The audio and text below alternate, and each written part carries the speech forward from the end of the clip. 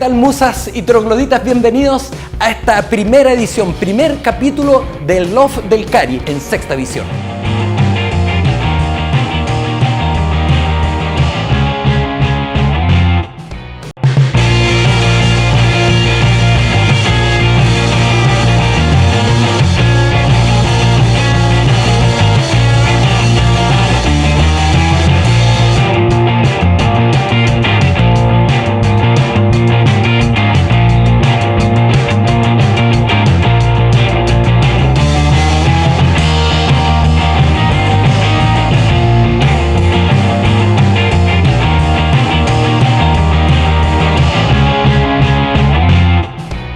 Hola, ¿qué tal, muchachos? Bienvenidos a una segunda edición del Love del Cari, aquí por supuesto en su canal en Sexta Edición.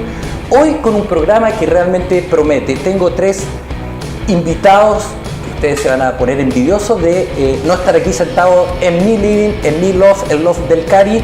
Voy a partir el programa con un gran aplauso. Entre todos nos damos un aplauso porque tenemos invitados de lujo hoy día.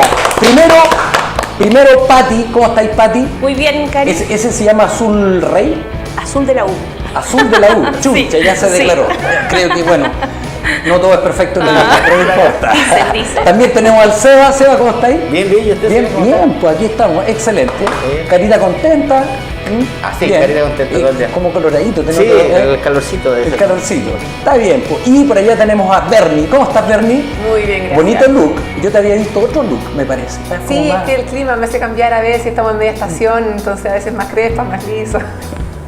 Bueno, ellos son personas que tienen vidas muy entretenidas, muy simpáticas, y la pega que me toca a mí hacer hoy día es tratar de escudriñar en sus vidas, y vamos a ir conversando, vamos a ir interactuando en estos tres bloques muy simpáticos, y por ahí al medio Sebastián nos va a sorprender con lo que él sabe hacer. Pero vamos a partir hoy día como caballeros que somos, a propósito de por estos días se está trabajando harto el tema del movimiento feminista, que de repente nosotros los hombres nos confundimos, porque creemos que como que el feminismo es lo opuesto al machismo, y en realidad el feminismo responde más bien a la igualdad. Entonces, a propósito de aquello, vamos a partir con la dama, después con el varón y después con la dama. No la típico de caballero, las damas primero y después no. Vamos a ir emparejando la cancha. La Pati, ¿de dónde es la Pati? ¿Cómo se llama la Pati? La Pati se llama Patricia Eugenia Poblete Salas. Poblete Salas. Sí. ¿Y tus papás de dónde era? El señor Poblete. Mi padre era de una localidad que queda cerca de Teno que se llama Quinta. Quinta. Claro, que queda en el límite de Chimbarongo. Ya, sí. Y mi madre de un pueblo hundido que está bajo el embalse, que se llama Convento Viejo. Convento Viejo. Que tiempo atrás tuvieron que arrancar porque venía el agua. Entonces ahí mi papá se casó con mi mamá. Ya. ¿Y para dónde se fueron? Para Santiago. Para Santiago. Ahora, por eso era azul. Porque mi papá jugaba a la pelota y justo el club que llegó era de la Universidad de Chile. Y tú sabes que le ofrecieron una pega de mayordomo. Mi papá se casó con mi mamá antes del agua, que llegó el agua. Y a vivir a Santiago, a la casa central de la Universidad de Chile. Entenderás que por eso yo soy de sangre azul. Tiene un tema. Nada que decir. Sí. ¿Y entonces tú eres santiaguina? Sí. ¿De qué comuna en particular? De donde estaba la casa central. Primero estuve en la casa central, después estuve en calle Merced, después nos fuimos a Agustinas 1831. O sea, tú eres de Real Región Metropolitana, o sea, Santiago Centro. Sí, de hecho, era de las que iba a estudiar caminando, estudiar en el Liceo 1, me iba caminando. Che, Sanri para mí era ir a comprar la bebida. ¿Sí? Así de simple. Sí. Mira, qué bueno. ¿Y tú, Seba? ¿Cómo se llama el Sebastián? Yo a todos se los presenté porque en un diálogo coloquial uno presenta a los amigos por el diminutivo, el apodo. El Seba se llama Sebastián Andrés Mesa Rivera. ¿Ya? Yo nací en Santiago, pero inmediatamente volví a Rengo. ¿Ya? Donde me crié, en realidad estaba como a los 17 años. ¿Y la señora Rivera, tu madre, de dónde era? Mi mamá me salió verso. Mi mamá era de la laguna de Tahuatahua, que eso queda por San Vicente yendo como hacia... que es muy reconocido por el cuento arqueológico. Mi vieja era de allá y mi papá era de Pichidegua. ¿De Pichidegua? Sí, Pichidegua, que también está cerca, digamos. Ahí la historia de ellos igual fue como bien entretenida. A mí me tuvieron ya viejito, mi papá tenía 65 5 años cuando me mandó a hacer y mi mamá tenía unos 43, 44 cuando yo nací. Ah, le puso talento. Es el Conchito. El Conchito que le llaman. Sí, pues, el Conchito. El Conchito. ¿Y tu hermano, cuántos hermanos tienes? Yo tengo 4 medios hermanos por parte de mi papá. Ya, y el mayor de tus medios hermanos. Uy, yo soy, a todo esto, yo soy tío bisabuelo. Tío bisabuelo. O sea, tengo sobrinos que son mayores que yo. Qué historia. Oh. Porque mis hermanos son, bueno, ya están viejitos, Sí. ya están todos sobre los 50, 60 y algo años. Y sus hijos eran mayores que yo. A mí me pasa, yo estoy en el Colegio Salvador en San Vicente y no sé, pues tenía un sobrino que estaba en cuarto y yo estaba en séptimo. Ya. O sea, era como. Oye, ¿cómo se hace ahí con la jineta de la edad? Porque uno como el... Claro. O sea, tío, como O sea, que yo tío, creo que tío bajo. le complicaba más a él que a mí. en Sí, realidad. pues, absolutamente. Cuando yo quería molestar, ¿Eh? estaba con su grupito de amigos, entonces era ¡sobrino! Y no, decía yo este cabrón chico que es, y lo molestaban porque lo estaba llamando, qué sé yo, sobrino, un cabrón chico, que yo tendría que 15 años, Ajá. una cosa así. Pero fue entretenido. Y después, bueno, viví en Rengo hasta los 17, después me fui de nuevo a Santiago. ¿Pero naciste dónde? En Santiago. En Santiago. Yo soy de la Católica, porque yo nací en la... Somos la competencia. Yo nací Tú en el metro de la Chile, tú en el metro Católica. Yo nací en el Hospital Clínico de la Católica. Ya. Cuando era en ese tiempo estaban recién partiendo los canales de televisión y todo eso. Ya. Mi mamá siempre me contaba historias, por ahí pasaba Don Francisco y no sé qué. Ya. El Lira. El Lira, claro. Claro, Lira Y- 40. Sí. Lira 40. Está los estudios. Y después, bueno, viví en Rengo hasta los 17, mis viejos se enfermaron, ya eran como Ya. de edad, mi mamá tenía una enfermedad que se llamaba lupus, Ya, que es una sí. enfermedad a la sangre que es igual es re jodida. Sepo. Y bueno, en esa época yo me acuerdo que la expectativa de vida de las personas que tenían esa enfermedad eran 10 años Ajá. y vivió mucho más, ¿no? Entonces, mi recuerdo era como mamá hospitalizada y todo ese cuento, mi papá que pasó a ser mamá-papá, digamos, que ahora ya está como de moda ese tema también. A él le tocó hacer esos dos roles y después, a los 17, después que ellos se murieron, yo me fui a Santiago. Perfecto. Cuento estudiar, estudiar y trabajar. Mira, hagamos una pausa, de ahí me contáis, porque de ahí voy a ir explorando algunas cosas de ella, porque quiero ahora escudriñar un poco en la vida de Bernie, porque se me ocurre que entre otras cosas ella después tuvo una vida media patiperra, pero vamos a partir un poco, Bernie, de cómo se llama Bernie y vamos también analizando un poco tus raíces, por favor. Bueno, gracias, ya estaba metida en la historia. Queríamos para dejarnos con ¿Qué gusto a pasó? poco, ese Después de los elegante. 17. ¿Qué pasó? Esa es la idea, vos. Queríamos volver a los 17. Volver a los 17. Como decía la Violeta, ¿no es cierto? Bernie. Bernie se llama Bernardita Inés Mancilla Viño. ¿Ya? Yo soy de Viña. De Viña del Yo Mar. nací en Viña, mi Ya. mamá también es Viña Marina, pero mi papá es de Santiago. Es de Santiago. Mi papá ¿Y cómo también- se conocieron Bueno, mi papá ellos? ya no estaba porque se murió, Ajá. era de Santiago. ¿Mis papás? ¿Sí? ¿Cómo se conocieron ellos? Uno tuvo que viajar a un lado, no sé Sí, si era... No, porque él resulta que él era marino. ¿Ya? Entonces la verdad es que le tocó trabajar mucho en la quinta región, en Valparaíso y Viña del Mar. Y ahí se conocieron porque mi mamá era secretaria. Y era muy buena secretaria. Ya. Pero se enamoraron y nada, pues, nací yo, nació mi hermana, después mi otra hermana. Ya. Somos 3. O sea, tu papá se enamoró y se estableció en Viña y ahí estuvieron un buen tiempo, siempre...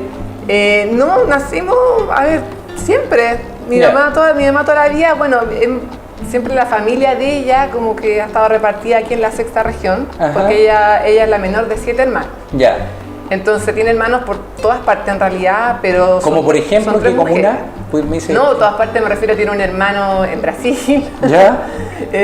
Había otro hermano que estaba en Viña, otros dos hermanos en Santiago, pero eran 3 mujeres. Ya. Entre ellas la más cercana, una siempre después que se casó se vino a vivir a Graneros, Ajá. acá cerca, y la otra en Santiago. Y la otra en Santiago. Y yo estoy aquí en Rengo un poco como que me acogieron, porque mi marido Ujú. nació y se crió aquí en Rengo, entonces Rengo.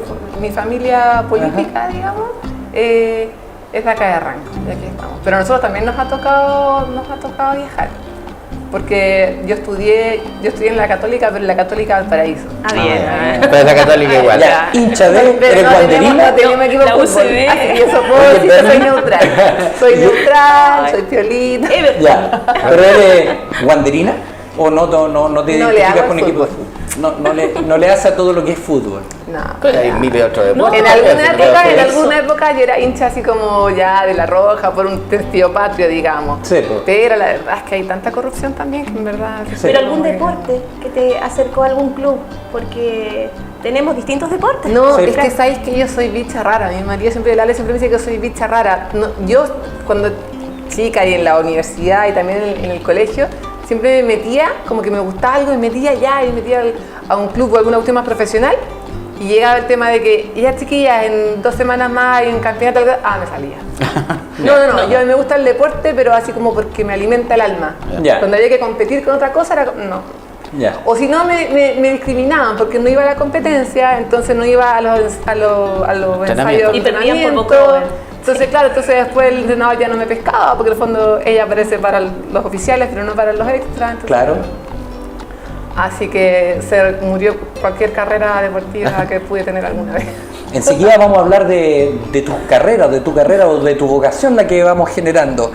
Volvamos a la región metropolitana, volvamos a la Universidad de Chile. ¿Dónde estudiaste tú, Pati? Estudié en la Facultad de Economía de Diagonal Paraguay en ese entonces. Ya. Pero antes me interesa saber los estudios básicos, es para aprender un poco. Yo partí en una escuelita chica que quedaba en Agustina, que ya ahora la remodelaron, hay un edificio ahí. Ya. En Agustinas con Camin. Ya. Y ahí fue mi escuela, Agustina con Camin. FM65. Ya. Y ahí estuvimos hasta 6º básico. ¿Ya? Muy rica. Mi mamá me llevaba al colegio. De ese tiempo que te llevaban al colegio de la mano, ¿no? Y si de repente había alguna actividad extra y que no había que ir al colegio, tú te ibas a la casa. Entonces, no sé, era como algo bien familiar, bien simpático. Ese barrio Es barrio universitario. En realidad el barrio Brasil, el barrio Yungay y como esa parte del centro de Santiago es como una especie de pueblo dentro de una ciudad. Sí. O sea, tú podías, yo viví muchos años en el barrio Brasil y me pasaba que podías salir con pantufla a comprar el pan. ¿Y conociste el árbol de la plaza de...? Sí. Hoy había un árbol espectacular. ¿Y Siempre yo voy y me abrazo al árbol. El que está frente a la plaza, o sea, está en la plaza, frente a un restaurante chino ahora. Sí, los chinos, parece que son los chinos ricos. Sí, bueno, pero el tema es que Ese ese los chinos árbol, pobres. ese árbol era maravilloso. Los chinos con lucas. ¿Es verdad? Siempre buscaba y escalar el árbol. Entonces, a veces te arrancabas del colegio, de ahí de Agustina, a la plaza, pero cuando te dan permiso, sí, teníamos todo un tema. Ahí estaba cerca la Basílica El Salvador. También, Sí, que claro. ya está destruida, no se puede estar ahora por el No, y un tiempo el cura se le ocurrió que iba a ser monja. Y le dijo a mi madre, esta niña va para monja. Y yo, mamá, sí, usted va a ser carmelita. Y me compró toda la ropa café y yo me rebelé, po. Pero tiene El cura el que me estaba preparando para la confirmación, para la primera comunión. Estábamos chicos, estamos hablando de 6º básico. Yo lo pesqué hasta por ahí nomás. Porque ¿Tenía más engrupida a tu mamá que a ti? Sí. Sí, pues absolutamente. Sí, no, y después como nos cambiamos, después entré yo a estudiar al Liceo 1, 7º y 8º. Y ahí ya, nos vamos a Santa Lucía. Ya, ahí yo me liberé. Y no tenía nada más cerca que las Tarrias, tenía el barrio de el barrio Las Tarrias también. Oye, entonces cambiarte de ahí te permitió dejar el hábito. Sí. Exactamente. Sí, si tú lo miras así, dejé el hábito. Sí. Sí. Qué bueno. Y ahí tenemos historias, porque vivíamos frente al parque, o sea, cerca del parque forestal, frente al Cerro Santa Lucía, donde todos los días a las 12, el famoso cañonazo. Claro. Los 21 de mayo a las 8 de la mañana, 21 cañonazos. El año nuevo, nosotros nos preparábamos con las botellas de champán para los cañonazos. Pero para el cañonazo y para el otro cañonazo. No te imaginas tú cómo la gente se tiraba al suelo, lo que la gente que no era santiaguina, que pasaba por Santa Lucía, y tocaban el cañonazo y nosotros, ¡guau! Jaja, por las ventanas, tirándose al suelo. La señora pensaban que esto era un segundo, ¿cachai? Sí. No, era muy simpático. Y cuando ya éramos grandes, yo me recuerdo haber estado de 20 años, 18 por ahí, ya estaba en la universidad, que fui arriba a ver dónde tiraban los cañonazos, porque antes no te animabas. Era una cuestión así chica, con un señor que tiraba una pelotita y eso era todo nomás, pues, claro. Y en algún momento recuerdo que le hicieron un reportaje porque en algún minuto falleció el caballero. Sí, había casi duelo nacional. Y se equivocaron en una oportunidad. Porque no era él. No, los cañonazos empezaron a las 9 de la mañana. Y esa vez fue porque tú decías, ahí vienen los cañonazos. No sonaban. Pero es una tradición que se perdió, creo que ya no lo están haciendo. Por el tema acústico. Por la contaminación acústica, por el tema a los animales también. Ese señor se quedó dormido y los tiró a las 9 de la mañana. No, fue como un... Los tiró igual. Sí. No, es una tradición. La pega, póngale cañonazo, no importa la hora. Pero era bonita esa época, oye, a mí me gustaba. Donde nosotros vivíamos, era toda la gente, muy pocos niños en ese sector. Muy viejo el ambiente, el barrio. Son barrios antiguos. Entonces, los niños éramos como 9, y los 9 corríamos, ponte todo, para el parque forestal. Nos vamos para el otro lado del cerro, por allá por la Universidad Católica. Sí. Hacíamos excursiones arriba, ¿no? Era entretenido. Entretenido. Mira, la vida capitalina también es entretenida, porque uno puede creer que nosotros más de provincia, nosotros como que tenemos más espacio para hacer cosas, sin embargo nos tienen entretenido todo el rato. Lo que pasa es que Santiago igual ha cambiado. Hay un Santiago hace 20 años atrás y un Santiago que es muy distinto ahora, a la gran metrópolis que ahora. Sí. Habíamos hecho una pausa contigo, Seba, y estábamos metidos en tu historia. Recopilemos un poquitito ahí, por favor. Ya, pues yo me fui a los 17 de Rengo. Dije yo, ¿qué voy a hacer de mi vida? ¿Qué va a ser de mi vida? Pues? Me fui a estudiar, a trabajar. Ahí conocí a mi primera señora. Tuvimos un hijo que ahora ya tiene 21 años más. Y bueno, yo me acordaba cuando era chico, mi mamá hacía cazuela albóndiga. No sé si han comido ustedes. Sí. Y las hacía con unas tacitas que eran como café transparente. Me acuerdo que ella hacía la bonita. Eran fanalosas, si no me equivoco. Fanalosa parece que era. Sí. Y hacía ahí las albondiguitas. Y todo parte igual un poco con la necesidad de tener que trabajar, pues ya tenías un cabro chico y ya hiciste cosas de grande, entonces tenés que empezar a pechugar. Y mi primera pega fue como en un restaurante chino.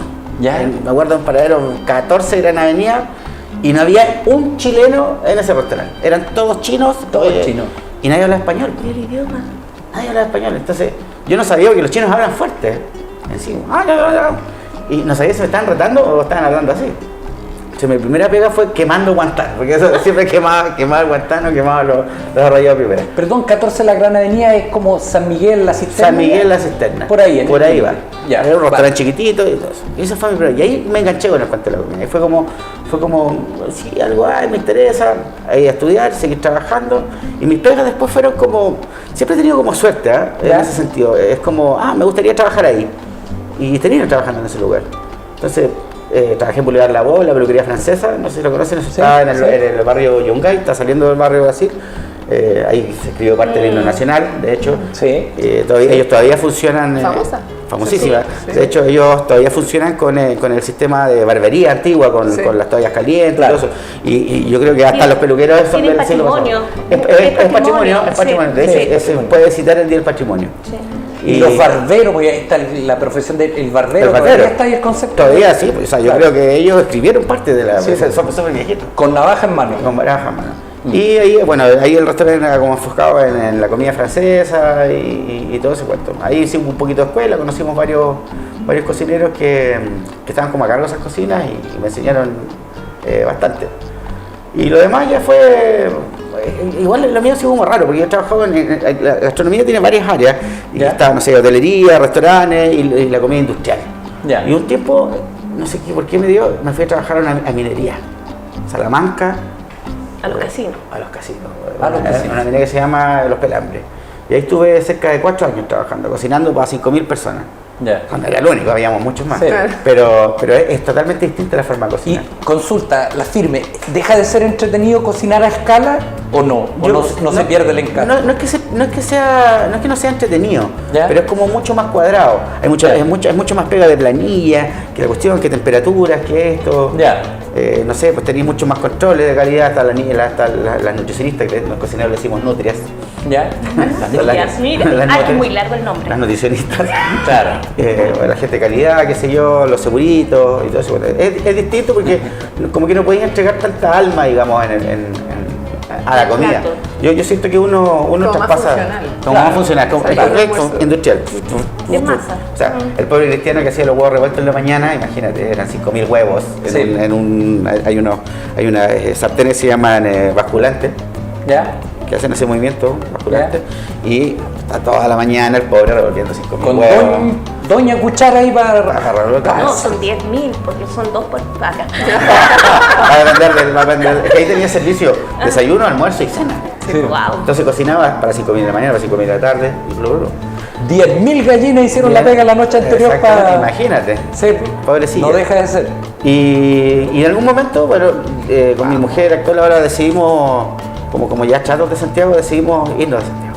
Entonces fue un día, oye negra, vámonos a algún lugar, yo quiero playa, quiero vivir en la playa. Entonces fue como que pescamos el mapa de Chile, fue como decir, ya, ¿dónde? Donde haya solcito todo el año, al norte. Zona franca. Y nos fuimos a vivir a Iquique. Y ahí estuve viviendo 3 años y medio, más o menos. Y inauguramos. Patiperro. Sí, igual es que rico ser patiperro, igual. O sea, no me he ido tan lejos en realidad. Sí. Igual vivir en Iquique es como vivir afuera porque está ahí a 1.900 kilómetros de. Es que está ahí en Los Pelambres, pues. Entonces ha ido escalando. Y ahí abrimos un local que se llama Britannia. Ya. Que es un castillo que está en el Morro, un castillo gigante súper lindo.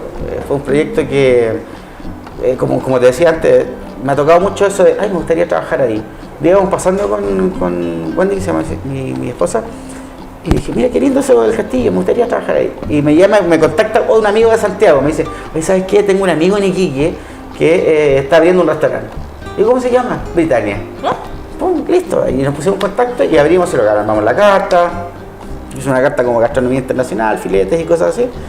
Y o sea, ahí estuve. Tú tienes santos en la corte. Podría ser, yo pienso que a lo mejor Es mis un viejos tema, me un echan- tema A lo de mejor lo una- iluminó el sí. curita que te quería hacer monja, No. a lo mejor Claro. le bajó el dato. Claro. Claro. Y ahí estuve en Iquique 3 años y algo. Y bueno, en realidad igual después empecé como a echar de menos a tu gente. Ajá. Y ahí volvimos a Santiago, porque Santiago ya estaba cambiado, ya los abuelitos salían pegando palos en el metro, ya No era la otra onda.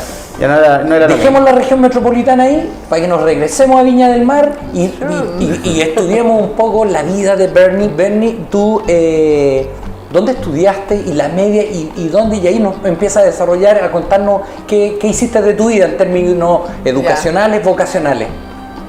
Mira, mi mamá se puso de acuerdo con mi papá y dijeron, nosotros no somos personas de lucas, de harto esfuerzo. Mi papá era comerciante, mi mamá, que mi papá se jubiló porque tenía ya su buena edad.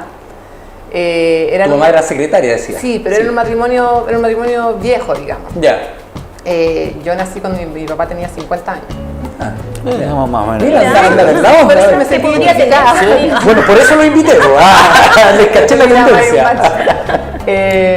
Entonces después se dedicó a comerciante y mamá como peguitas así esporádicas, digamos. Entonces, bueno, no tenemos mucha plata. ¿Qué le podemos heredar a nuestras hijas? Idiomas. Igual clever, encuentro yo.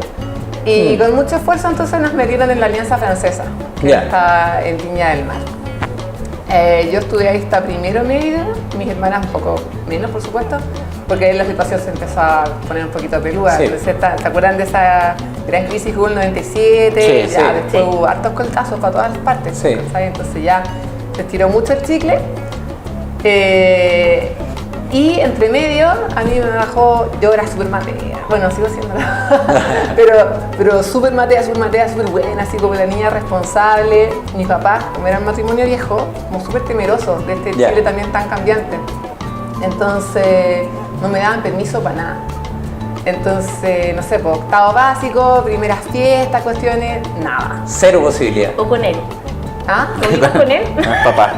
Te espero a la salida de la fiesta. No, o sea, pero No. bochorno, Next. así como, Sí, hicimos un grupito que el pasaje, que no sé qué, con el pasaje al lado, vamos el pasaje al lado. A ver, voy a llamar a la mamá. Hola, así, ¡Qué vergüenza! Sí. Yo creo que a todo el mundo le ha pasado, Sí, pero a mí me daba bronca porque yo era cabra buena, po. Yo me sacaba 7, ¿cachai? Como que todo el mundo siempre tenía un problema, entonces, oye, déjame salir. No, diría no. ¿Por qué? Que creemos que es mucho salir hoy día. ¿Cómo? Bueno, Es libertinaje. claro. Bueno, cuento corto. En primero medio yo me rebelé, me escapé de la casa, dijimos esta cuestión ya no da más.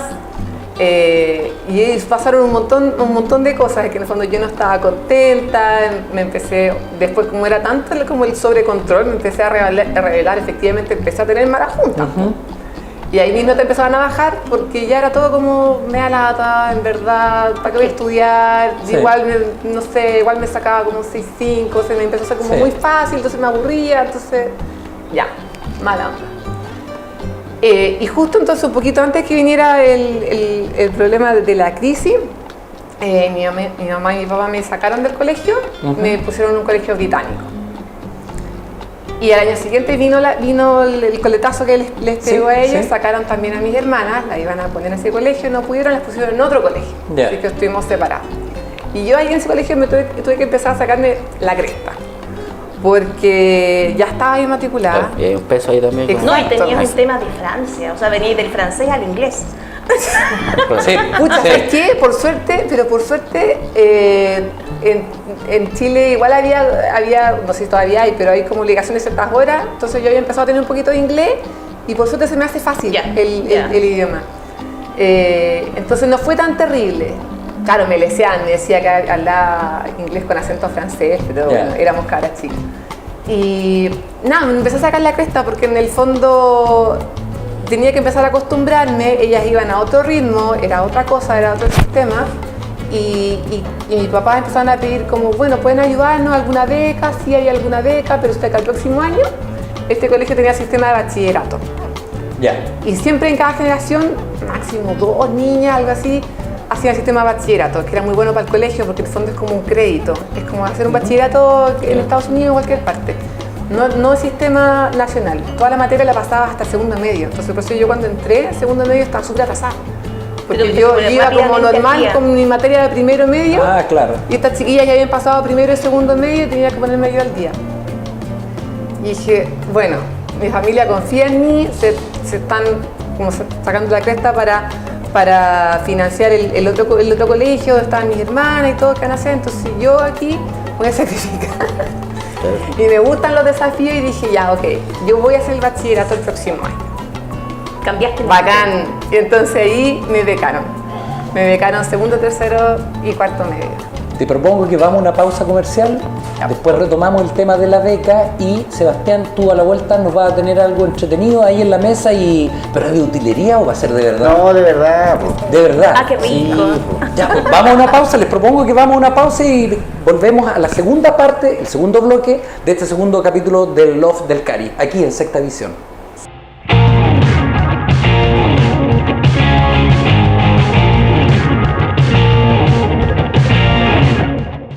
Más de una década de trayectoria respaldan nuestro compromiso con la calidad. En Óptica GSI ofrecemos el mejor servicio y atención personalizada a nuestros clientes. Nuestras instalaciones de primer nivel te brindan un ambiente acogedor para encontrar el armazón perfecto. Contamos con una amplia gama de armazones ópticos y de sol de marcas reconocidas como Ray-Ban, Oakley, Vogue, Rodenstock y Ralph, entre otras. Además, mantenemos convenios con diversos laboratorios para garantizar la excelencia en cada lente que ofrecemos, incluyendo lentes de seguridad para la industria minera. En nuestra consulta oftalmológica, profesionales con amplia experiencia cuidarán de tu salud visual y lo mejor, nuestras recetas cuentan con reembolso para seguros, ISAPRES y FONASA. Para comodidad de las empresas, contamos con convenios especiales. Nos encontrarás en Campo 117, Rancagua. Contáctanos a través de nuestro WhatsApp, más 569-77-133-133 y descubre por qué somos la mejor elección para tu salud visual. Óptica GSI. La Gotita, tu tienda familiar con gran experiencia y tradición en el comercio de la región. Acá encontrarás una gran variedad de productos con las mejores marcas: sostenes, fajas, cuadros, camisas de dormir, calcetines, calzas, camisetas, panties normales y terapéuticos, soquetes, boxer, slip y uniformes escolares, con reconocidas marcas como Daily, Paciani, Monarch, Lady Jenny, Leonisa, Triumph, Flores, Palmers, Top, Mota, Café Arena, Mon Amour, Ibiche y Carmi, entre otras más. En tienda La Gotita encontrarás la mejor atención personalizada, siempre ofertas y liquidaciones. Además, aceptamos todo medio de pago. Visítenos en Independencia con Astorga de lunes a sábados. La Gotita, Su Lencería, tu tradicional tienda en Rancagua. Aquí, en la región de O'Higgins, crecemos juntos. Formamos profesionales comprometidos con el desarrollo social y político de nuestra región, con un enfoque crítico y transformador. Aquí, no solo estudias, transformas. No solo sueñas, creas futuro. Universidad de O'Higgins, calidad estatal, compromiso regional.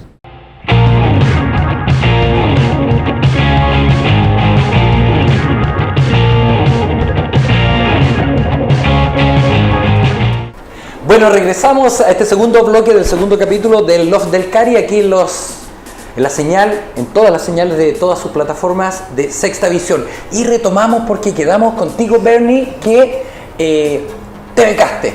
Claro. Te becaste. Pude hacer la enseñanza media de becada en este colegio, que fue súper bueno.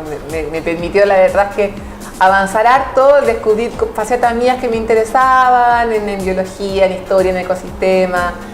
Hacerme muy buenas amigas hasta el día de hoy y vivir antes quizás un poco el proceso de universidad, pero como en grupos más reducidos. ¿Ya? Porque como el bachillerato uno elegía como sus propios cursos, entonces eso es algo que en general no se ve y es súper, es para sentirse pleno. Es como, no, es que tenéis matemáticas hasta la hora, no, yo elegía en verdad si quería geometría, si quería cálculo, si no quería geografía, si quería historia, como esas cosas fue...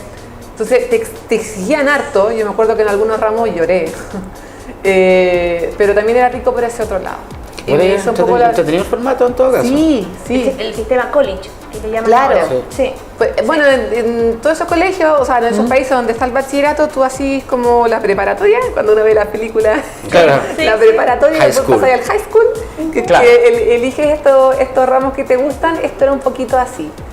Pero era súper exigente. Pero lo bueno fue que se me hizo la universidad un poquito más fácil en ese sentido. Y bueno, como les comentaba, estudié en la Católica de Valpo, así que pasaba entre Valparaíso y Quillota, en verdad, viajaba a caleta, porque estudié agronomía. Ah, no, la facultad. Yo vivía en Viña, la facultad de agronomía está en Quillota. En Quillota. Ya estudié agronomía en mención gestión ambiental y nunca ejercí como agrónoma porque siempre me gustó más esto como... A mí me gusta siempre mejorar cosas, mejorar procesos. Entonces yo decía, lo de agronomía propiamente tal, le tengo mucho cariño, me encanta trabajar con la tierra, pero yo siempre decía, es algo tan propio del ser humano el cultivar nuestros alimentos que siento que todavía es perfectible, todavía es muy tradicional, hay cosas que se tienen que ir mejorando y por eso me fui por la mención de gestión ambiental. Y ahí tuve excelentes profesores y uno en particular que me abrió la mente a todo el tema del cambio climático. Cuando estaba, de hecho, en cuarto año. En cuarto año. Y ahí fue ¿Cómo se llama ese profesor para rendirle tributo a la distancia? Soy súper mal valor. Bueno, en un próximo capítulo vamos a saber revelar el misterio. Vamos a llamar al profe. Me decís que lo tengo en la Vamos a punta. descansar un rato, vamos a ir a una pausa comercial. Mira, mientras te acuerdas, voy a hacer una denuncia pública. Producción está en un momento, en un lapso y de repente aparece mágicamente nuestra lámpara de Aladino, pero una versión 3D. Y aparte de eso, miren, aparece ahí esa maravilla del mundo de la cocina, que un ratito más la vamos a conocer. Y esto nos da tiempo para descubrir definitivamente si Bernie se acordó o no del nombre del profe.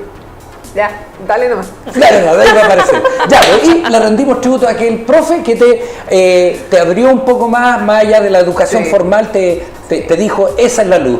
Sí, después tuve otros profesores también muy buenos y con los que de hecho seguí trabajando. Cristian Yulton, me acuerdo porque todavía seguimos en contacto. Pero este otro profesor que ya me voy a acordar era un catedrático. Entonces, en verdad, él daba cátedras masivas y todo. No era alguien tan cercano como si lo fue Cristian. Sí. Pero me metió el tema del cambio climático. Entonces, después de estudiar la mención de gestión ambiental... Y ese ramo no se hablaba mucho hace o sea, ahora es más popular. Claro, ¿no? Pero yo me imagino que en ese entonces eso fue el 2007. Claro. Entonces, y Chile, pues, Sí, encima. No, sí. O sea, ahora Ahora ya empezaron con el tema de Chile. Kioto, cambio climático, Claro. pero 2010 en adelante. Él recién nos habló de eso, nos habló del protocolo de Kioto. Empezar a entender nuestro rol como consumidores y las emisiones de CO2 y de gas de efecto invernadero, nos explicó todo ese tema que producimos con todo lo que hacemos como seres humanos. O sea, de hecho, bueno, tú eres más conocedor de esto. El cuento del ganado, la ganadería también tiene altos índices de producción de CO2 por los mismos vacunos, digamos. Sí, bueno, depende cuál sea como la fuente detrás. Algunos pueden catalogar el sector productivo, el sector agrícola en total o agroganadero, como el tercer o cuarto emisor a nivel mundial de todas las fuentes. Que no es menor.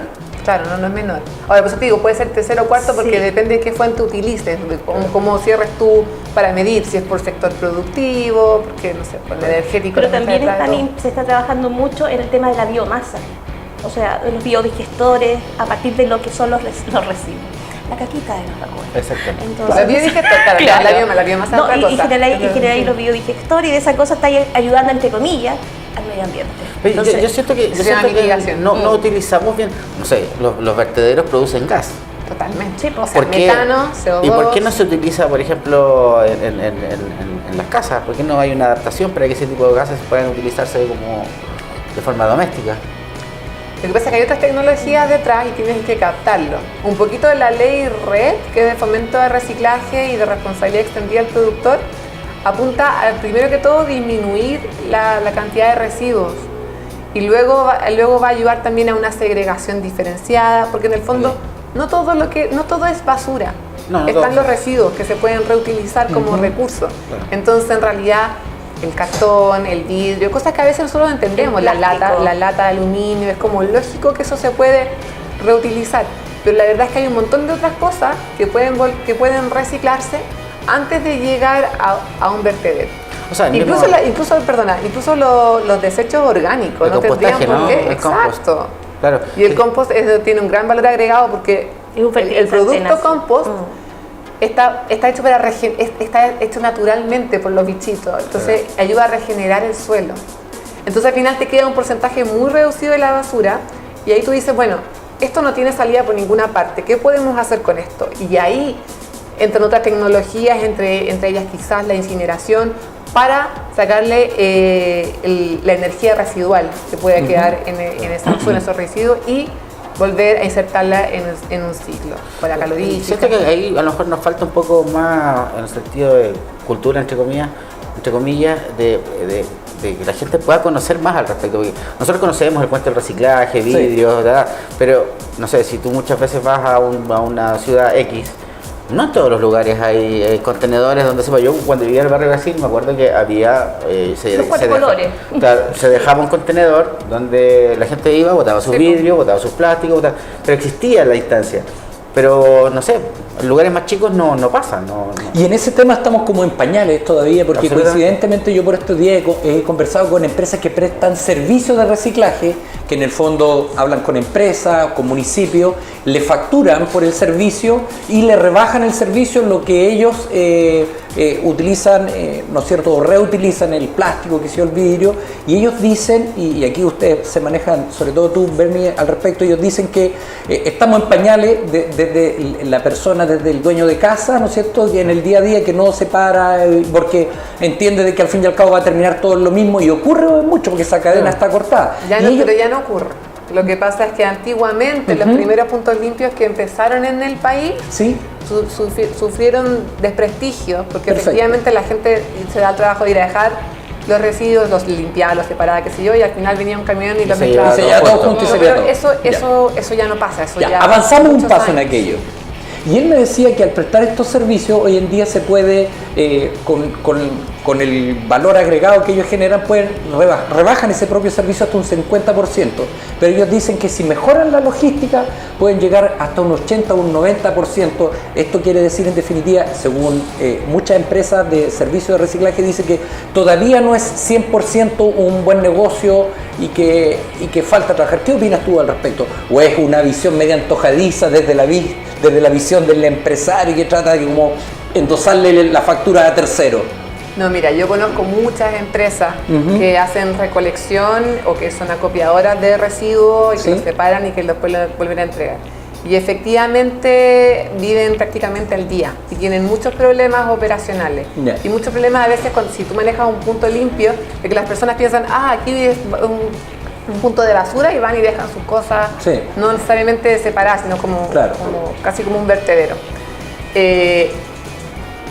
Necesitamos inyectar más recursos a ese sector para que nos beneficie a todos los servicios que esas empresas proveen. ¿Y cómo hacerlo? ¿Tú sabes ahora cuánto pagas por aseo en las contribuciones en tu casa? Claro. Es tan bajo que para nosotros la basura nos sale casi gratis. Claro. Entonces, ponerla en una bolsita y que la vengan y que se la lleven, es como, no veo el problema, no veo nada. Sin embargo, nosotros estamos contribuyendo a la problemática en comprar, sin darnos cuenta si este envase está pensado para ser reciclado, si es circular. En el fondo no estamos privilegiando a esas marcas que están haciendo un esfuerzo y tampoco estamos haciendo el esfuerzo de separar nuestra basura, entregarla correctamente y pagar efectivamente por ese servicio, porque lo queramos o no, sí estamos contaminando, estamos provocando algún tipo de desecho. Y en ese sentido, el sector público también tiene otro rol, otra responsabilidad, que es, lo queramos o no, subirnos los precios de eso, subirnos los costos. Tenemos que subir el valor de lo que estamos pagando por las contribuciones y aumentar el radio de cobertura. Perfecto. Porque hay muchas municipalidades que tienen un 70% de merma, porque hay muchas casas que no tienen servicio, no nos pueden cobrar, pero la verdad es que la basura nos afecta a todos. Entonces todos deberíamos pagar por hacernos cargo de eso. ¿No crees tú que también podría ser un tema de educación? O sea, mucha de esa gente que quizás conoce el sistema, digamos, que el vidrio y separar y todo ese cuento, pero no hay una educación desde los niños a reciclar, digamos. Porque los cabros chicos pescan, toman todo, la bolsa, pum, igual que los papás. Yo creo que sería interesante también de parte del Estado y de la educación meter un poquito de eso, ¿no? Yo creo que todo parte un poco lo que con la DEMI hemos estado viendo, que es la política pública de sustentabilidad. ¿Te acuerdas? Y el punto es eso, o sea, hacerse cargo, porque nosotros de aquí a 20 años hay muchas cosas que ya le estamos entregando a nuestros hijos, o sea, la herencia que estamos dejando como sociedad es la pérdida de nuestros hijos, o sea, no les estamos dejando agua, no les estamos dejando disfrutar de la naturaleza, entonces, entre otras cosas. Entonces, frente a eso aquí es un tema, como bien dice Bernie, aquí tiene que entrar el sector público, aquí entran varias entidades, aquí entra educación. Recién ahora, en los últimos 2 años, se ha trabajado, por ejemplo, el emprendimiento en los colegios. ¿Ya? Ha habido como un entendimiento del Ministerio de Educación de colocar estos ramos en ciertos puntos. Pero yo digo, ¿y qué pasa con esos ramos que tienen de tecnología o ramos como los que están asociados a la biología? Se habla de economía circular, entonces desde las bases ir generando eso y luego ya cuando son jóvenes que están asociados en INJU o en juntas vecinales o en clubes deportivos, también trabajar el trabajo subliminal. Y aquí también con los privados, porque los privados son los que no invierten, pues entonces sacan las cajas, invitan al plástico, independiente de lo que se está haciendo como campañas de París, de Ripley, que van en la línea, pero eso es un 10%. Sí, es un 10%, no es suficiente. Entonces, frente a eso, incluso lo mismo que tú decías del fertilizante. ¿Qué es lo que pasa con las empresas químicas? O sea, al lado de eso te están mostrando todas las bondades, te están rebajando al productor agrícola y te están diciendo, aunque tú seas un viñatero, que a mí me ha tocado mucho trabajar en distintos segmentos, y una viña biodinámica. ¿Y por qué es biodinámica, Pati? Porque en algún minuto tenemos que colocarle un fertilizante, no podemos ser 100% orgánicas. ¿Cachai o no? Entonces, no hay ese compromiso porque es para la pantalla.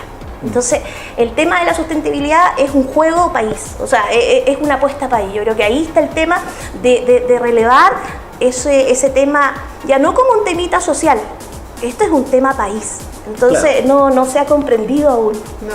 Chiquillos, yo les propongo, disculpa.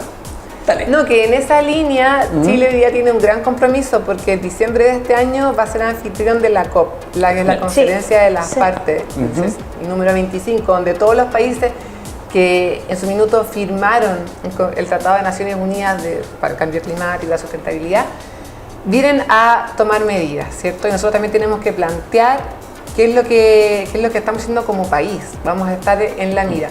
Y las cosas que dices tú, Seba, y lo que dice la Pati, efectivamente es, pero no hay una sola solución, ¿no? ¿Cierto? La educación ambiental, y partiendo desde la base preescolar y la escolar, es la más rápida. Porque finalmente uno es el que anda, aquí, acá, pero igual tenemos que, nuestro cable a tierra son nuestros hijos e hijas, ¿verdad? Entonces, está estudiado, que es mucho más efectivo que nosotros como adultos nos llegue, claro, es que ellos nos transmitan el mensaje. Por eso no es para esperar tanto rato más. Sin embargo, estos cambios no son para ellos tampoco. No. Nosotros también vamos a estar aquí en 20 años más. Exactamente. Entonces nosotros también queremos decir, bueno, ¿cómo queremos vivir nuestra vida de adulto mayor, nuestra vejez?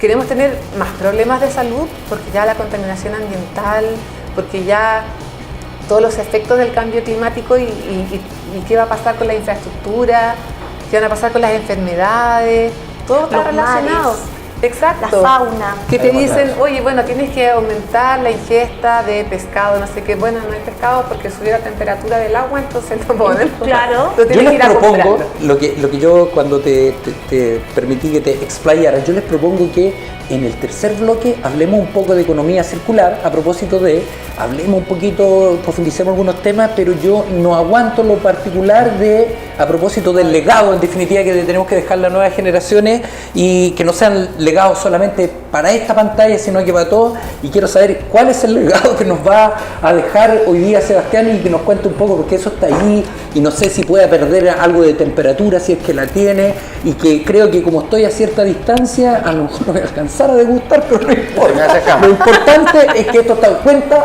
Cuéntanos un poco, y amarrando un poco el proyecto de vida, este helado patiperro que has tenido, que has aprendido de muchas escuelas distintas, de otros países también, y cuéntanos qué es esta maravilla. Ya, esto que hicimos acá en realidad es bien simple, aquí hay una ensalada con un falafel. ¿Ya? ¿Qué es falafel? El falafel es como una especie de croqueta que es hindú, se hace a base de garbanzo. Entonces, el falafel es algo, o en realidad el tema de las legumbres, hay muchas veces cuando los cabros chicos son como mañosos, yo no como porotos, que no me gustan las lentejas. Garbanzo. El garbanzo lo deja remojando de un día para otro, de un día para otro, en agua, simple, y hace un sofrito, una especie de sofrito. No me voy a poner a complicar con que cierto tipo de cosas muy específicas. Un sofrito, las verduras que tienes en tu casa, pimentón, zanahoria, cebolla, un sofrito bien sabroso, porque el sofrito es como, voy a hacer una mala comparación. El sofrito es como tu caldo Maggi, por decirlo de alguna forma. ¿Ya? Claro. Es como tu demi-glace. Claro, ¿sí? ¿Ya? Entonces después mixeamos o licuamos estos garbanzos y las mezclamos con nuestro sofrito.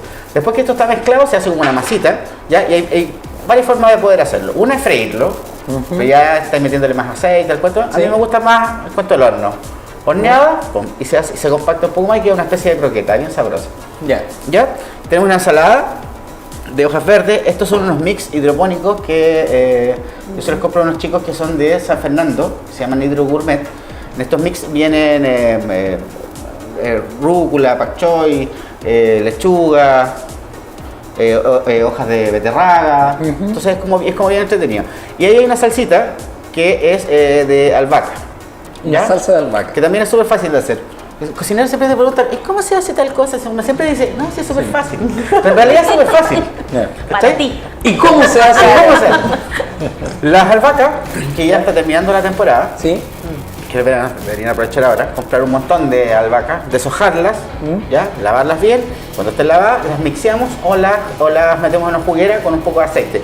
El aceite de oliva, es rico el aceite de oliva, pero yo siento que a veces es como muy fuerte. Digamos, voy a perder el sabor de la albahaca. Distorsiona un poco el sabor.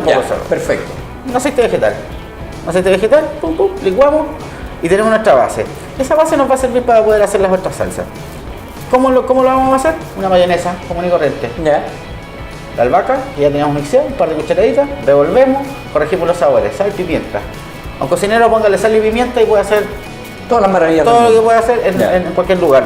¿La sal y la pimienta potencian el sabor? ¿Eso es lo que hacen o no? Sí, yo soy en la vereda del pueblo aquí. La sal y la pimienta tienen nombre de programa. Claro, que de hecho viene sal pimentar. Sí.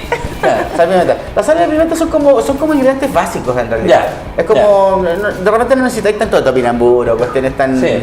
Media rebuscada, sino que es como, por eso digo, es como lo básico, ¿cachai? Sí. Después hay unas papitas asadas, Ya. común y corriente. La papa bien lavada, gajos, sal, pimienta, aceite, horno. 170 grados, más o menos unos 25-30 minutos. Los hornos, siempre cuando dice, das la temperatura y das la cantidad de tiempo, todos los hornos son distintos. Independiente que sean de la misma marca.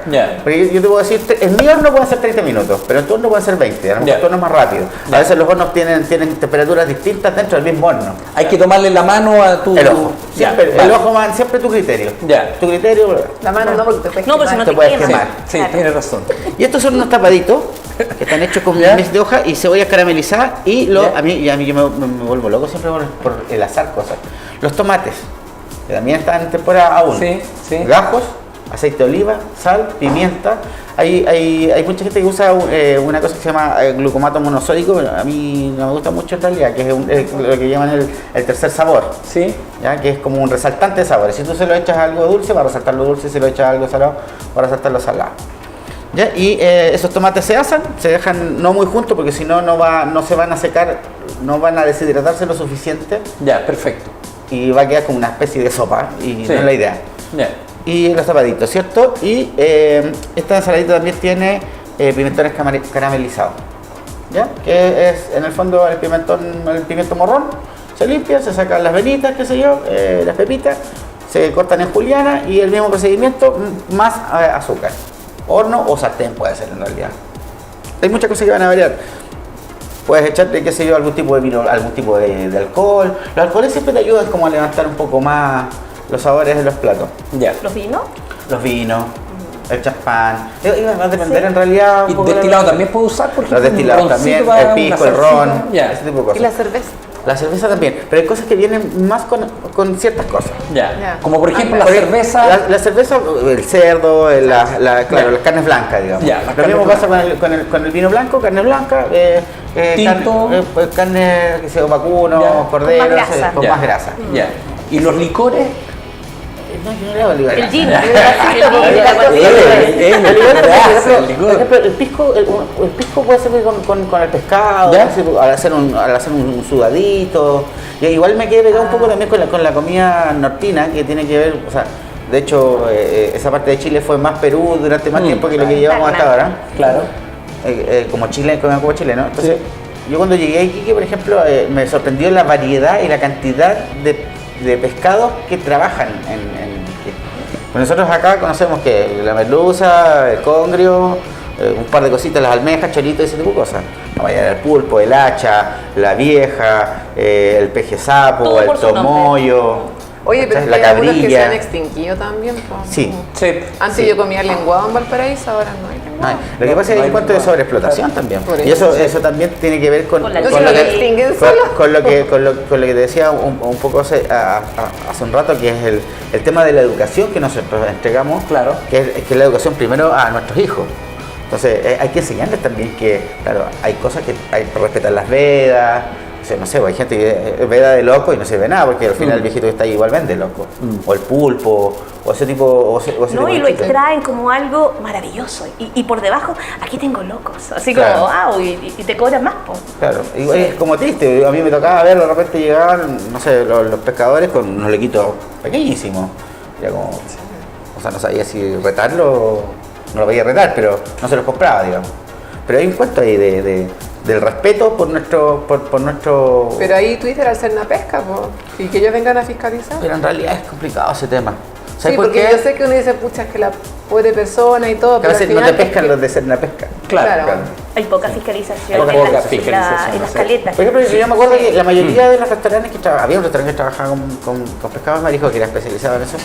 Ellos trabajaban le compraban todo a los pescadores a los que hacían pesca deportiva. Ya. Entonces, no sé, me acuerdo que existía el hacha, que es un pescado grandote. No sé, valía 8 lucas el kilo. Entonces, ¿por qué era caro? Porque ese pescadito vivía en las quebradas, y era peligroso, porque lo cazaban con arpón. Entonces, claro, todos le daban a ese porque era el que le daba más lucas. Claro. Y le dieron tanto que... le dan hasta que después terminan siendo mucho más escasos. Sí.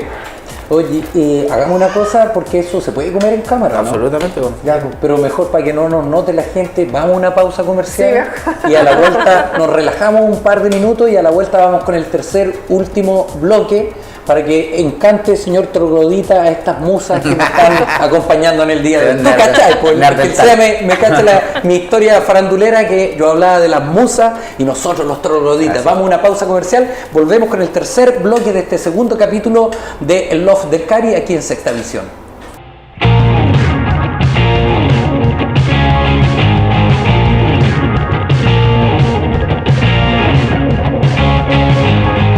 Más de una década de trayectoria respaldan nuestro compromiso con la calidad. En Óptica GSI ofrecemos el mejor servicio y atención personalizada a nuestros clientes. Nuestras instalaciones de primer nivel te brindan un ambiente acogedor para encontrar el armazón perfecto. Contamos con una amplia gama de armazones ópticos y de sol de marcas reconocidas como Ray-Ban, Oakley, Vogue, Rodenstock y Ralph, entre otras. Además, mantenemos convenios con diversos laboratorios para garantizar la excelencia en cada lente que ofrecemos, incluyendo lentes de seguridad para la industria minera. En nuestra consulta oftalmológica, profesionales con amplia experiencia cuidarán de tu salud visual y lo mejor, nuestras recetas cuentan con reembolso para seguros, ISAPRES y FONASA.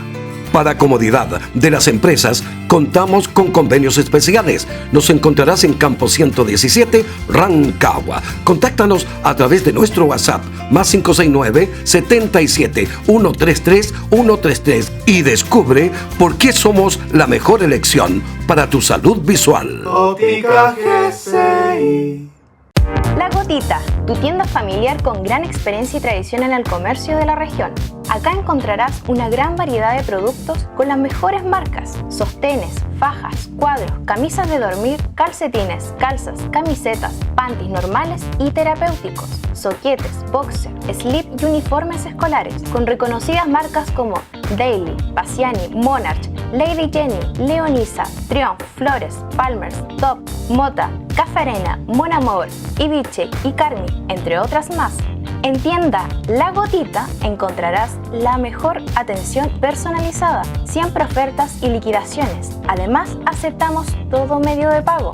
Visítenos en Independencia con Astorga de lunes a sábados. La Gotita, su lencería, tu tradicional tienda en Rancagua.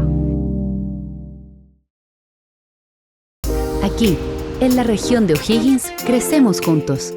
Formamos docentes con vocación, metodologías innovadoras y compromiso con la educación de nuestra región. Aquí no solo estudias, transformas, no solo sueñas, creas futuro. Universidad de O'Higgins. Calidad estatal, compromiso regional.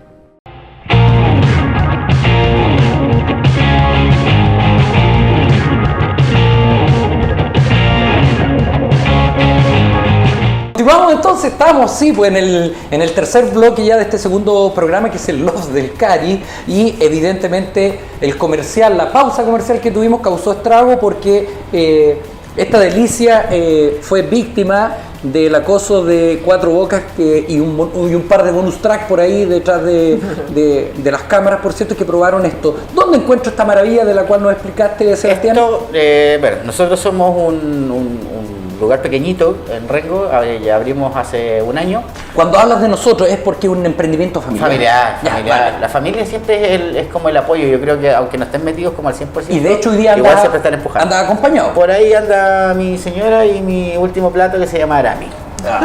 Ese es el plato. Hoy tiene un año, igual que tu negocio. Tiene un año igual que tu negocio. De hecho, es la trabajadora más antigua del negocio.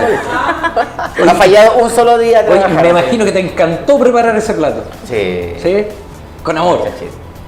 Bien. Ya, y nosotros estamos ubicados en Rengo, en la comuna de Rengo, Grande Rengo, Prat 631A. Ya. Nos enfocamos en realidad como una especie de pequeño bistró, que es un lugar donde se vende comida más un poquito más elaborada, con un cuento un poquito más estético y todo eso. Y la idea es que puedan probar platos de la comida chilena o platos de autor también. También hacemos cenas tenemos un formato de comida que son las cenas escondidas, donde los clientes no tienen idea qué es lo que van a comer. Ahí hay un voto, hay para días especiales, noches especiales. Exacto, o sea, mira, en realidad las vamos tirando como una por mes. Son 6 platos, son 6 tiempos, digamos. Son 2 entradas, 2 fondos, 2 postres por persona. ¿Ya? O sea, no son formatos tan grandes, Sí. pero para degustar. porque para mí existen 2 tipos de clientes. Está el cliente que come por hambre, que le gusta el volumen, y el cliente que busca probar sabores nuevos o texturas nuevas. Entonces lo que tratamos de hacer es unificar estas 2 personas en una sola y sacamos este formato donde el cliente también hace una especie de voto de confianza hacia el cocinero. Porque no sabes qué vas a hacer. Oye, ¿y en qué redes sociales difunde eso? ¿Es como un club? Nuestra página, como... en nuestra página está Instagram, El Escondite, Facebook, El Escondite también, o por mi Facebook, Sebastián Mesa, donde todos los días estamos tirando las fotitos de los platos, de lo que se hace, y avisamos también cuando hacemos las cenas. Seba, tú hablaste recién, de platos más elaborados, y la gente tiende a asociar el concepto gourmet como no, este plato es más bacán. ¿Está como manoseado un poco el concepto? Claro, la palabra gourmet está un poquito, es que no sé, pues, a cualquier cosa que le pongáis un cilantito arriba ya es como gourmet, y no es así. No es así. Lo que es gourmet son cosas que tienen mayores técnicas y mayores tiempos de elaboración. No es como tirar un filete en una plancha, darle vuelta y chao. Hay un cuento un poquito más largo. Y dentro del concepto lo que tratamos de hacer también es que haya platos de autor. O sea, ¿con qué me refiero a platos de autor? Es que sean platos que son inventados por el cocinero, digamos. Hoy, mira, ¿sabes qué? No sé, una vez hicimos, dentro de los tiempos había un postre. Entonces, nosotros teníamos la duda de cómo podíamos pasar el melón con vino, el Melvin, que no puede ser nada más nacional, o sea, en la playa, el melón con vino te paseas, digamos. Pero elegante. Claro, es pasar eso a hacerlo un postre. Postre, claro, con almíbar. Claro. Entonces, ¿qué hicimos? Postre, claro. Hicimos una panacota de Melvin. ¿Ya? ¿Y en castellano qué podría ser eso? La panacota es como similar a un flan, tiene una textura un poquito más dura y llevaba una salsa que era una reducción de vino blanco. Ya. Entonces tú al probarlo, claro, te das cuenta que sientes los mismos sabores que el melón con vino, pero no tiene alcohol, digamos. O sea, otra vez también, que los postres, no sé, a mí me pasa, puedo jugar un poquito más con los postres. ¿Te gustan los dulces? No es que me guste lo dulce, es que te da como esa más. claro. Sí. Me acordaba yo cuando chico, mi mamá me mandaba estaba hablando hace un montón de años atrás. Sí, dejémoslo piola eso. El membrillo machucado con sal. Ya. Del colegio. Del colegio.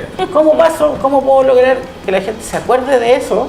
Porque los cocineros tenemos algo entretenido que pasa igual como sin ser pretencioso, con los músicos, o que puedes trasladar a las personas en tiempo y espacio con aromas y sabores. Entonces lo que queríamos hacer era un poco eso, ese concepto, que la persona pudiera sentir eso. Evocar el membrillo colegial. Exactamente. Entonces yo me acordaba que mi mamá hacía una especie de gelatina con las cáscaras del membrillo y con la pectina que tiene. Exactamente. Y con eso hicimos un gel, ¿ya? Entonces nuestro postre era así: gel de membrillo, el dulce de membrillo hecho casero por nosotros, no comprado en el súper, sino que nosotros, y un slice de membrillo que lo deshidratamos por horas, o sea, 24 horas. Y con unas roquitas de sal de mar, pero esa sal de mar estaba saborizada con vino tinto. Entonces se montaba el plato y la persona cuando llegaba decía, ¿qué es esto? Prueba, a ver si era como, me acordaba, no sé, Ratatouille, una película bien. Cuando Ego probaba el plato y te llevaba, eso me pasaba, oye, lo lograste, eso es lo que queríamos. Lo que queríamos lograr. Claro, o sea, tú te sientes bien cuando logras ese tipo de cosas con tus comensales.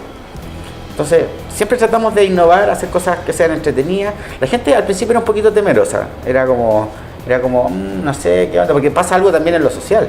O sea, es una sola mesa, ¿me entiendes? No hay como mesas separadas. De partida son 15 personas, 12 personas que no se conocen entre sí. ¿Me entiendes? Como la mesa de... Como la mesa de club. Sí.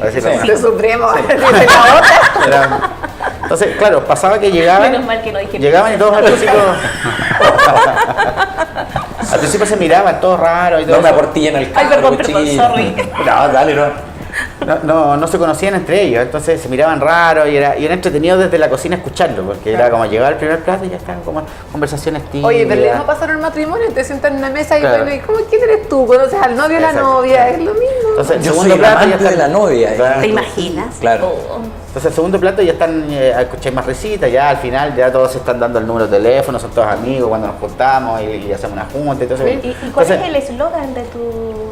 Lo entretenido que no hay eslogan ahí. Porque lo que tú haces es vivir la experiencia. Tú haces un tema que se explota mucho ahora en turismo de intereses especiales, que es vivir la experiencia. Claro. En el vino con las catas. Claro, que esto va con maridaje. De hecho, cada plato lleva su maridaje, que es como algo adecuado. Que vives la experiencia. Entonces tú acá estás haciendo o invitando a la persona a vivir la experiencia de estar en el escondite. Así, el escondite a todo nivel. Pero tú dijiste, la comida escondida, algo así, ¿o no? Eso suena. Cena escondida, de hecho, cena escondida. es el nombre, digamos, como cena escondida. No hay, pero cuando digo que no hay como una especie de eslogan, es como que al final tu comida es tu eslogan. Claro. ¿Cachai, no? Porque, o sea, yo siento que los restaurantes se hacen desde la cocina hacia afuera, no de afuera hacia adentro. Ya. Y ese es un error que cometen muchas veces los empresarios gastronómicos, que piensan que teniendo un lugar muy bonito, con mucha parafernalia y todo eso, y que qué sé yo, y las lámparas y las mesas de no sé qué, bla, bla, bla, van a asegurar su éxito, digamos.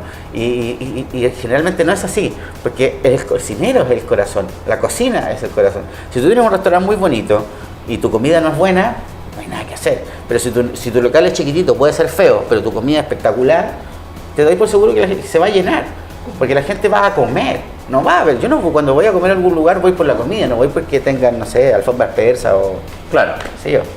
Eso es accesorio, debiese de ser. Claro. Son ganchos comerciales, Son ganchos, pero es parte, es como un accesorio en el fondo. Y lo que tratamos de hacer con el tema de la cena es como eso, que la gente pueda vivir experiencias y que diga, oye, qué rico.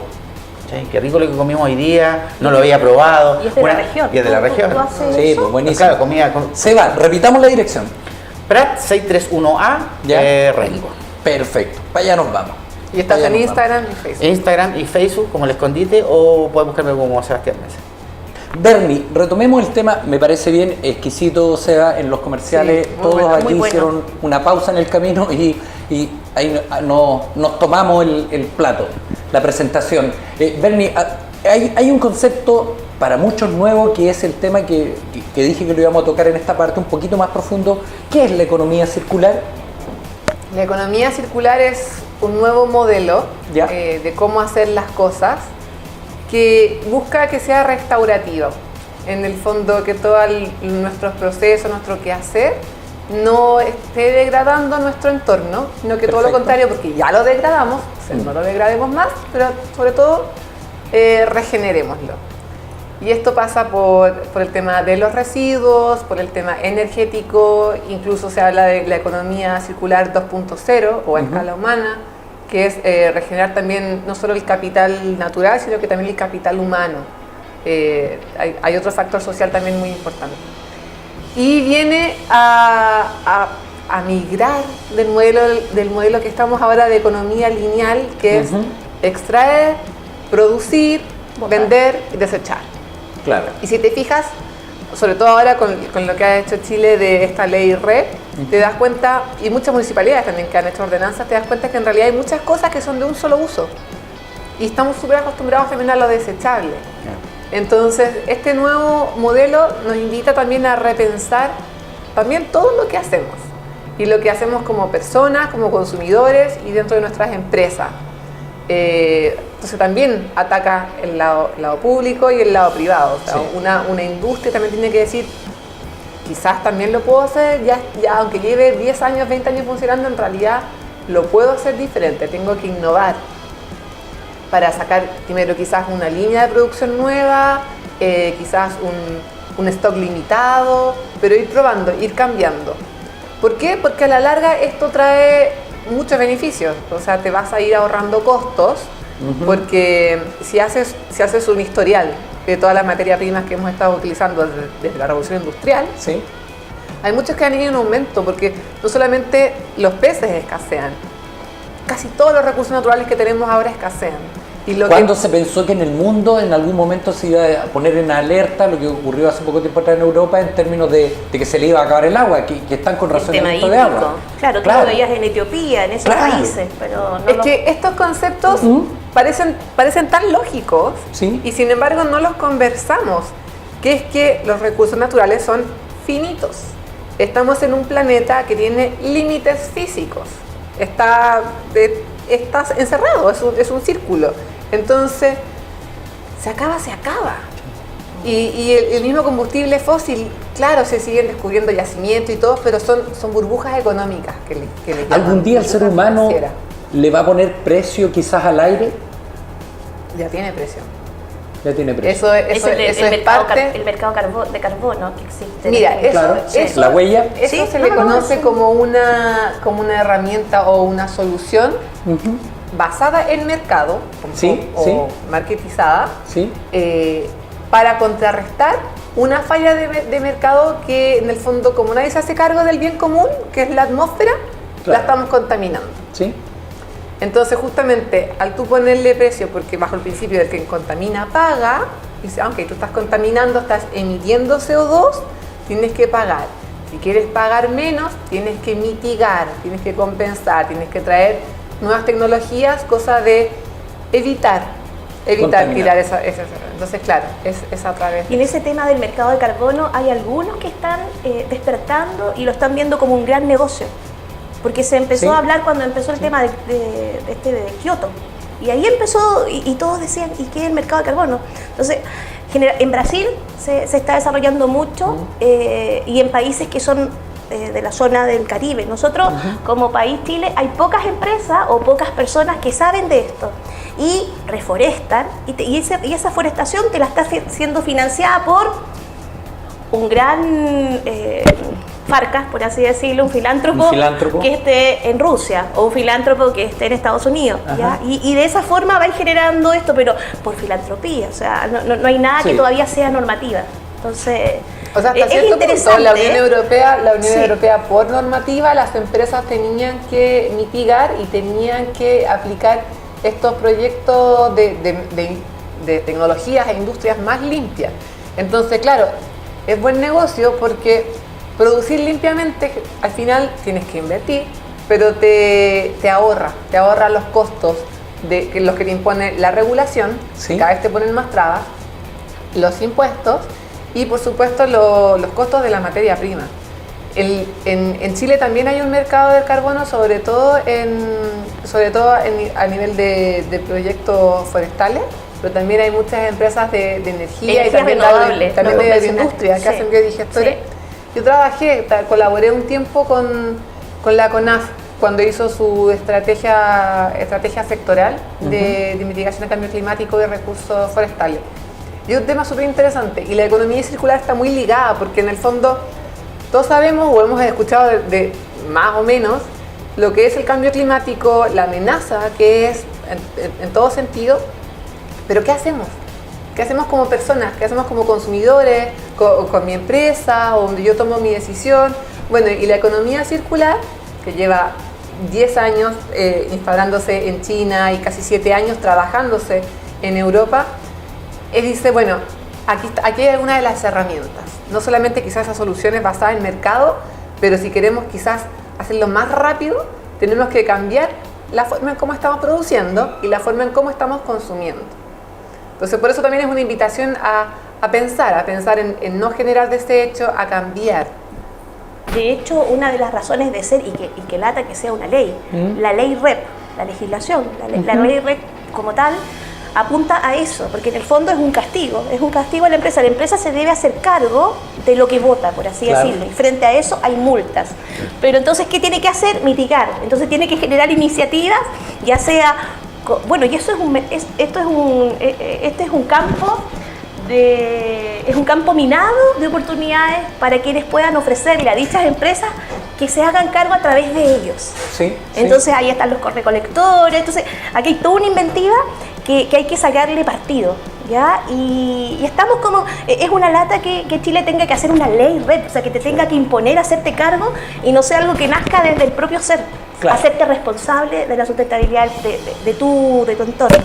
Sí. Pero pasa en todos lados. Ahora, yo quiero hacer un alcance, no hay que confundir solamente reciclaje con economía circular. ¿Ya? Por eso yo recalcaba que en el fondo es una invitación a como personas también entender qué es lo que podemos hacer, qué es lo que podemos cambiar, nuestra forma de consumir y ocupar nuestros diferentes roles en nuestras empresas, como consumidores, como mamá y papá, como educamos, también a cambiar los procesos en los que estamos viviendo ahora. Y también podemos aportar entonces desde la mirada del capital social de las personas, con el cooperativismo, con la asociatividad, para salir también un poco de estas economías de escala que se presentan en gran medida, si revisamos la historia, ¿no es cierto?, con la revolución industrial, cuando sale el modelo Ford y que se produce y entra el consumismo, porque yo, mientras ustedes hablaban, yo pensaba, por ejemplo, que sé que no es economía circular, pero va un poco en sintonía lo que planteas de cambiar un poco nuestro estilo de vida. Por ejemplo, ¿cuánto en la casa no tenemos un taladro? ¿Y por qué planteo este tema? Porque uno compra en la oferta un taladro y lo usa una vez en 3 años. Sí. Tuviste el chiste de... No digo el chiste. Es que uno compra muchas cosas y yo sé que, porque yo he leído un poco en Europa, por ejemplo, trabajan mucho el cooperativismo y la asociatividad en estos bancos solidarios que se han generado en España, recuerdo también, y en que los bienes se ponen al servicio de la comunidad para que la gente no compre tanto y por ende a su vez no contamine tanto, porque es absurdo tener un taladro guardado por 3 años, por ejemplo, y no tenerlo a disposición de las pequeñas comunidades. Entonces estos asentamientos humanos también pueden tener un valor agregado a partir del capital social y que va generando redes sociales y que va generando una fortaleza distinta y una mirada distinta con respecto a qué mundo le queremos ofrecer en definitiva a las nuevas generaciones. Sí, pues, tiene mucho que ver también con colaboración y el ejemplo que tú mencionaste tiene que ver también con la experiencia. Está estudiado que en el fondo lo que tú quieres no es poseer las cosas, aunque nos bombardean que sí, que tienes que tenerlo, que aprovecha, que colecciónalos, que se te van a acabar, que no sé qué. Mercado, neoliberalismo, capitalismo. Claro, entonces pero lo que en realidad lo que tú quieres es la experiencia de poseer algo, no poseerlo realmente. Sí. La experiencia de que si tú quieres pegar tu cuadro ahí, tienes que hacer un hoyo, puedo tener un taladro y hacerlo. Pero no tienes que comprarlo, lo puedes arrendar, lo puedes compartir, lo puedes prestar. Y efectivamente no solamente a través de la colaborativa o asentamientos humanos, pero hay apps digitales que justamente permiten hacer eso, permiten hacer intercambio, el compartir. Yo vi muchos ejemplos también, yo viví en Escocia 1 año y medio y ahí fue donde me empecé a meter más en temas de economía circular. Antes yo había trabajado mucho en temas de innovación y cambio climático y allá me metí más en economía ecológica, que justamente es como un paradigma diferente a la economía neoliberal, pero como bajada a realmente qué es lo que podemos hacer como empresa, porque por ejemplo la economía ecológica es muy teórica, la economía circular me encantó. Y pues también empezamos a desarrollar. ¿Y te encantó porque es más práctica quizás también? Siento que sí, que todos como seres humanos también decidimos decir, ok, voy a volar a la luna, me voy a leer este libro, no sé, el Quijote y todo, pero ¿qué puedo hacer? Tú necesitas cosas que te inspiren, pero también a pensar, a soñar, a sentir, pero también a actuar. Y por eso la economía circular en Chile ha entrado tan fuerte por el lado del reciclaje. Porque a pesar de que estamos a años luz con otros países OCDE, es algo que podemos ver. Entonces, es una buena entrada, pero no nos tenemos que quedar ahí. Tenemos que ir también al diseño de los procesos. Y bueno, por eso nosotros también trabajamos para eso. Sí, por cierto que sí. Aprovecho de pasar mi eslogan. Y ahora viendo un poco, para no terminar, porque nos quedan pocos minutos del programa, para no terminar así como una visión, qué mal estamos, también hay que ver un poquito el lado lleno del vaso y les pregunto, lo planteo, lo tiro a la mesa, sobre todo contigo, Pati, chuncha, y tiene que ver un poco, casi saca pecho ella, y tiene que ver un poquitito de que el tema radica en algunos elementos importantes, como por ejemplo, la gente, cuando se habló de esta ley con respecto a no fumar en los espacios cerrados, y la gente como acata la norma como regulador de la conducta humana, y al parecer los chilenos no hemos portado bien, por ejemplo con el tema del tabaco, por ejemplo con el tema, y aquí la pregunta es para ti, Bernie, también, Cuando de la noche a la mañana, casi en una transición de un par de meses, pero en términos más visionarios de años de historia de este país, de la noche a la mañana se nos inculca que hay que ir con la bolsita al supermercado. Y al parecer eso está causando efecto en cuanto a cambiar un poco la conducta humana. No sé si el resultado, porque a mí me hace sentido, de repente la señora me decía, mire, yo no entiendo para qué. Ya, claro, traigo una bolsa de género, elimino millones de bolsas plásticas, hablaban que se la amarramos, atravesamos Chile varias veces, pero me decía, pero igual adentro llevo champú en envase plástico, los champiñones en envase plástico, entonces realmente es un aporte quizás en términos de normas de regulador de conducta humana, pero en términos de evitar la contaminación, ¿es significativo ese aporte?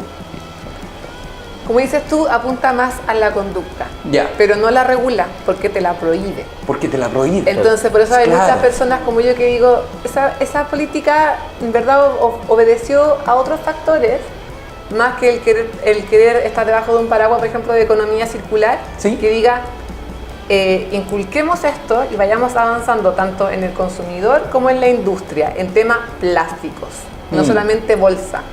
Lo que pasa es que bolsa fue un tema muy visible, porque fue lo primero que apareció también en los océanos, la contaminación y todo eso. Entonces, efectivamente, es lo que uno más ve a veces volando, enganchada a los árboles.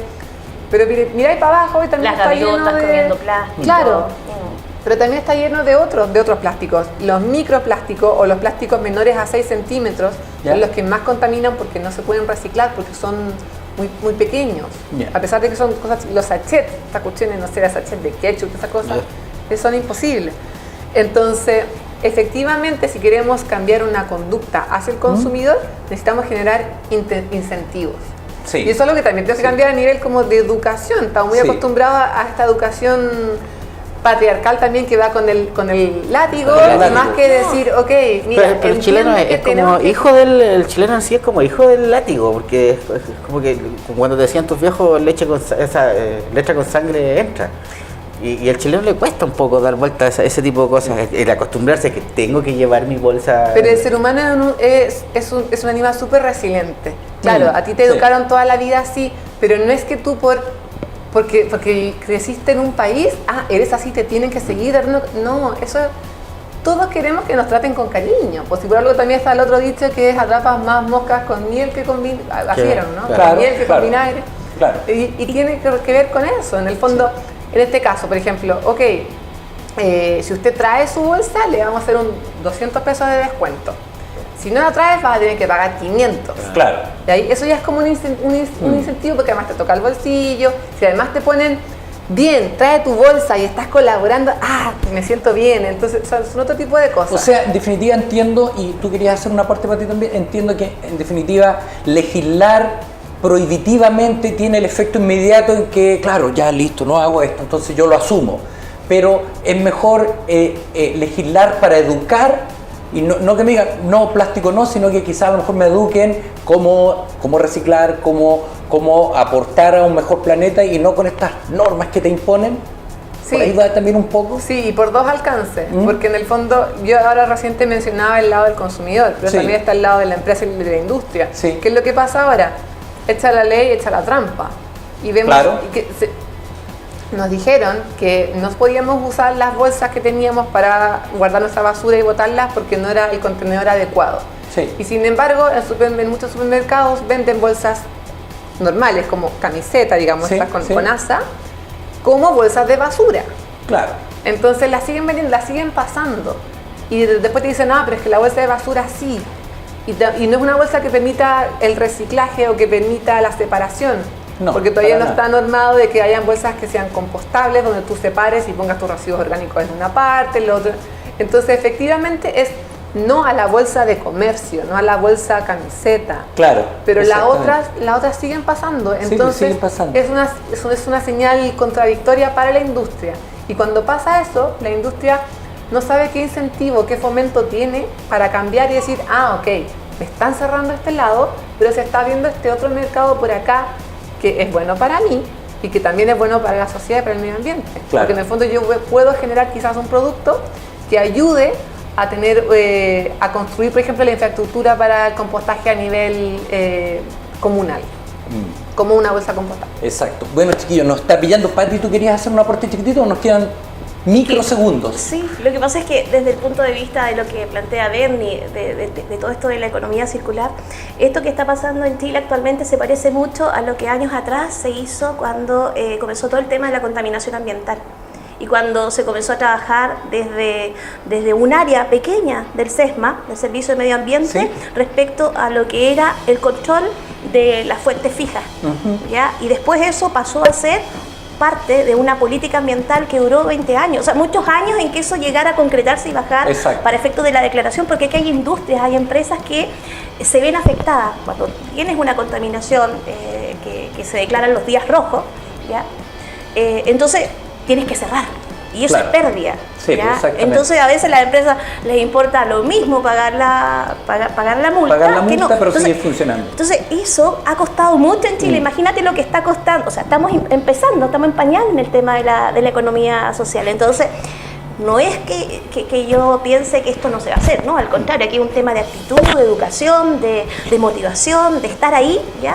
Pero también esto va a costar, o sea, que hay que dar la pelea. Exactamente. Sí. Pati, agradezco el mensaje final tuyo, hay que dar la pelea. Seba, gracias por degustar tu arte en definitiva. Te vamos a visitar, invitamos a la gente que vayan a ver al Seba, vale la pena estar ahí. Y Bernie, gracias por compartir tus conocimientos. Esa era nuestra idea, compartir sus historias, sus vidas y hacerla extensible a la gente que nos está viendo en la señal del Canal 7 de Sexta Emisión y en todas nuestras plataformas. Nosotros nos volvemos a encontrar bien entretenidos como hoy día en el tercer capítulo de El Loft del Cari. Gracias por estar aquí, gracias por compartir y bueno, les dejo extensiva porque en algún minuto tenemos que hacer una segunda parte de esta conversa. ¿Ya, chiquillos? Muchas gracias, se nos hizo tarde, es de noche y nos volvemos a ver. Un aplauso para todos, gracias, que estén bien. Chao, chao.